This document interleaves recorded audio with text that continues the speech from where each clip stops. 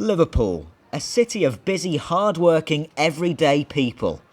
The streets hustle and bustle with everyday swarms of people hard at work. But for one taxi driver, things are about to brighten up. Quite literally. Bernie Buxton, a normal, hard-working taxi driver in Liverpool, spends his days taxiing people around. However, it turns out that as well as his regular job, Bernie has been spending any of his spare time helping to give unprivileged children of the community a day to remember, and for all of his hard work that he has done, Bernie has been nominated to carry the Olympic torch around his own city. I'm very excited myself really about the Olympics. I'm not a sporty type person, but since this nomination has come through and I'm a part of it, I'm a part of the history of Liverpool and the Olympics. I was nominated by one of the members of the committee through the charity work that I've done. The charity, it's Liverpool Taxi Drivers Children in Care Outing Fund. It was started 27 years ago by a group of taxis led by myself. It's a fun day out that we put on for the children in care. The Olympics has had a big impact on the city. The footfall that you're feeling when you're picking up from the station, you know, the station or the airport, you're getting a lot of visitors, extra visitors coming into Liverpool. The place I'm carrying it is in Ormskirk, which I've got to go up and have a look around because I haven't got a clue. I know where Ormskirk is, but the actual site that I'm running, I'll have to go and investigate. I do a little bit of walking. I walk about a mile a day, which I think that, I hope it's enough. I'm very nervous. I don't know what to expect on the big day, because I believe there's tens of thousands of people that will be there on the day, especially when we come down to the city centre.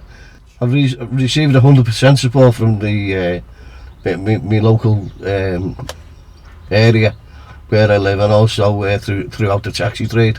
The support has been phenomenal. Anyway, I've got training to do to that.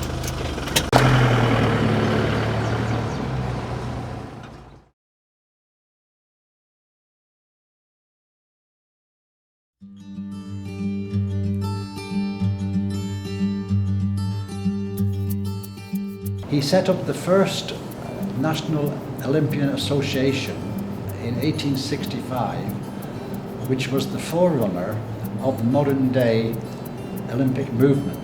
His first gym was in Bowl Street in Liverpool. It was called the Rotunda Gym. That opened in around about 1862. He had a partnership with a person called Samuel Ackerley. Unfortunately, Samuel broke this partnership in about 1864, and then John Hulley set up a new gym.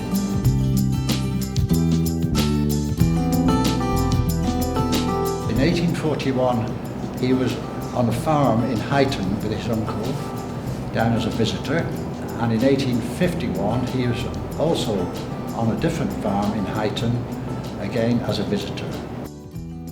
Well, he was a visionary of his day, and he had the vision and foresight to recognise that physical education and exercise was good for the people.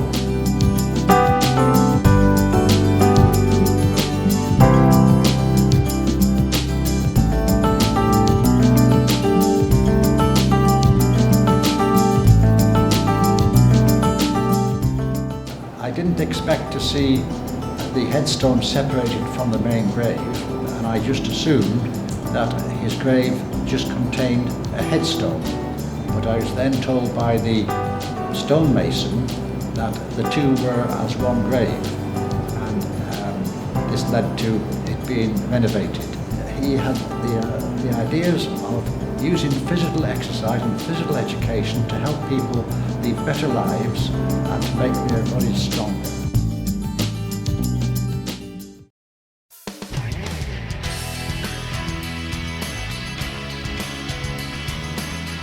Planning started in 2007, prior to the Beijing Games, where we put forward our initial application to be the training centre. Post Beijing, from about November, December, I think it was, 2008, we started planning this with the Oceania countries, all 15 of them, And out of that, we've got 4 countries actually based here, so it's taken the best part of four years and a bit to actually get to this state now. Based in the training camp here, we'll expose staff and students to elite athletes. But it's not only just based on here, it's going to be involving the whole of the West Lakes community. So we'll have school kids coming on campus, members of clubs visiting throughout the stay when the athletes are here to meet with them and possibly train with them as well. Facilities on campus will be track, the swimming pool, the fitness centre, and possibly our biomechanics lab. I think the athletes training at the university will bring a range of different benefits to me and the students.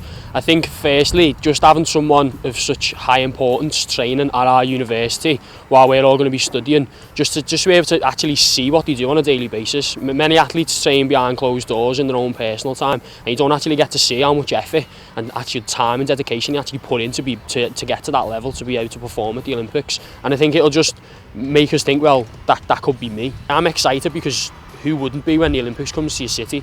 It's probably something I might only ever see once in my lifetime in my country.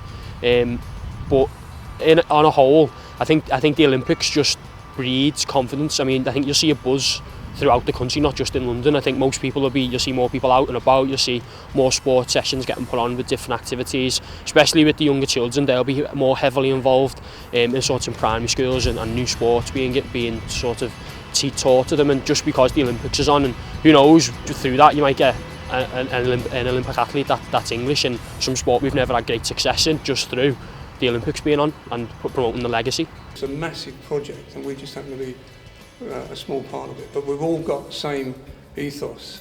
These guys are coming from virtually nothing. I mean, to see one of these over in Oceania is very rare. You know, when they're coming here, this might be the first time they've actually seen a track. They've been training before on grass, if they're lucky. So this is the level we're talking about. Now, to assist those guys to get prepared and go to the games, what that actually means in London is going to be phenomenal.